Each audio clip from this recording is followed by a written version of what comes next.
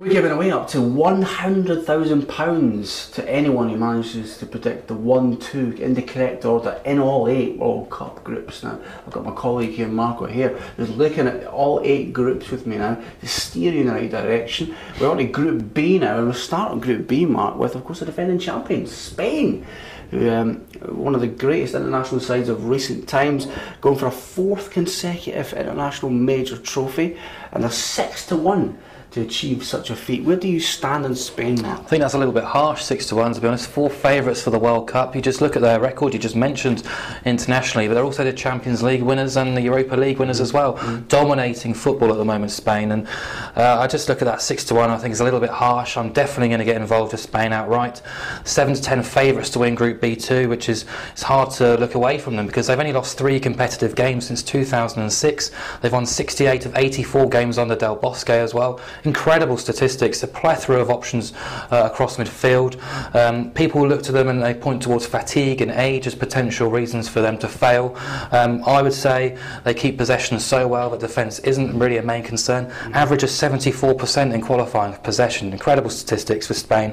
The defence isn't half bad either when you consider they've got Piqué, Ramos, Alba, Carvajal, Casillas, Busquets. Just the names just roll off the tongue. They're outstanding footballers. They're not conceded in the last 10 knockout games since Euro 2008. They've kept 16 clean sheets in 27 since the last World Cup too.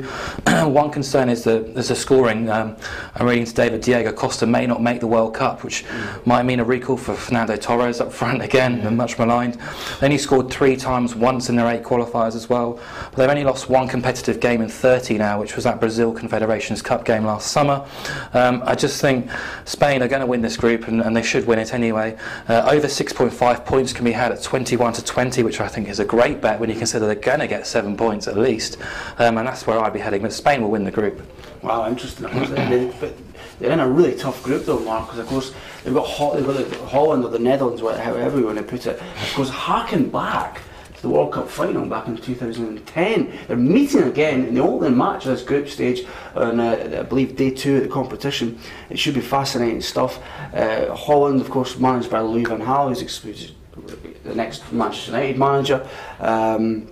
But you've been telling me for months now that you're looking to take on Holland. Please explain yourself to our viewers. Yeah, I definitely will. The Dutch FA reckon they're targeting a semi-final place, but put it this way, Van Gaal says there's a 20% chance they'll reach the quarter-finals. And he's the only reason I'm not going absolutely massive on the Netherlands not to qualify, because I love the guy. Outstanding tactician, picks teams without any fear, he loves the youngsters as well. He's carried out 25 debuts in 2 years since coming back in charge. They destroyed their group in qualifying, 1-9, drawn 1, scored at least twice in every game.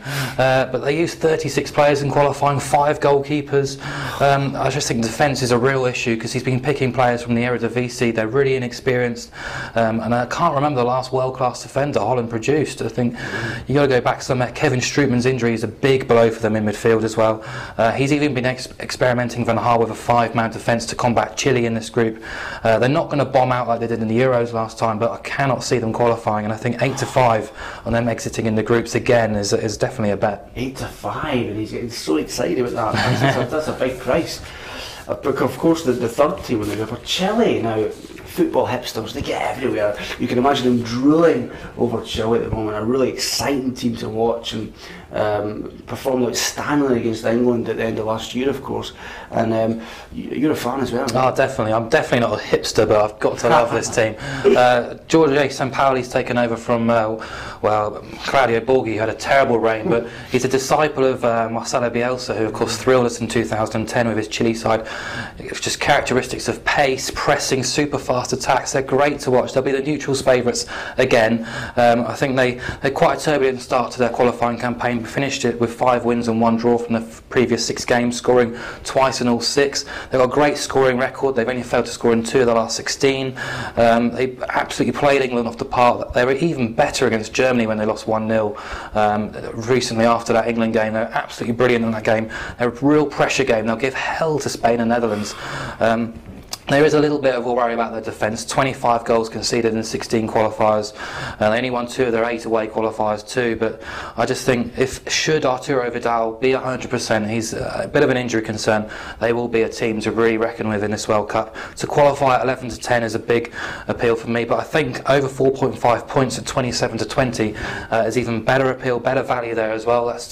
They'll win 2 games or stay unbeaten in the group stage. I think they could easily do either. So Chile to go through. Strong words, strong words. Let's feel sympathy for the 4th team in the section. They've got a really tough task now. Of course, is Australia. They've been coming to World Cups in modern history quite a few times. A great campaign in 2006, but they will be finding this tough in 2014. Yeah, you've got to feel sorry for them. The old guard has gone.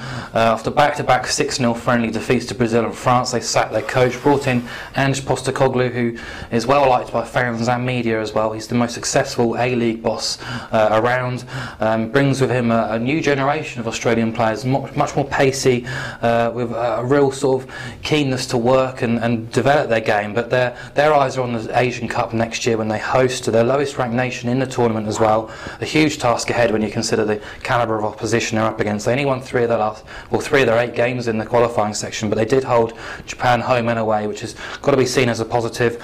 I think the friendly recently against Ecuador proved what they're all about. They stormed into a 3-0 lead and then lost 4-3 in that game. Real naivety, lack of experience. I think they're really going to be caught out here, but you're not going to get rich opposing Australia in this group. They're 20 to 1 to qualify, but 1 to 33 to exit in the group phase.